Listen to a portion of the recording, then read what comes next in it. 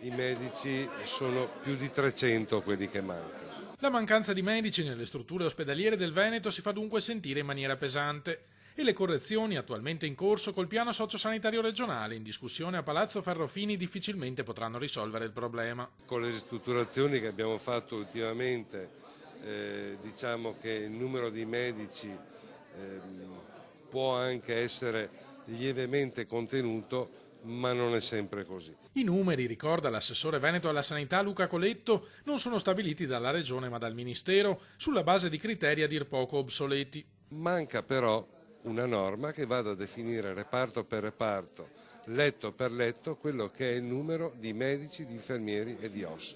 Una volta c'era, adesso io credo che sia opportuno ripristinare questa norma in maniera tale che le regioni che hanno diritto di avere i medici li possano avere. Fondamentale, sostiene l'assessore, sarebbe la possibilità di far entrare i medici in ospedale immediatamente dopo la laurea. Cosa che non avviene adesso. Adesso avviene dopo 4 anni, dopo la specialità, quindi noi abbiamo i medici in reparto invece che a 26 anni a 30-31 anni.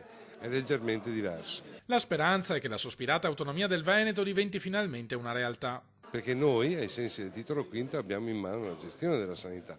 Quindi dovremmo essere anche titolari di definire il numero dei medici, cosa che ad oggi non avviene.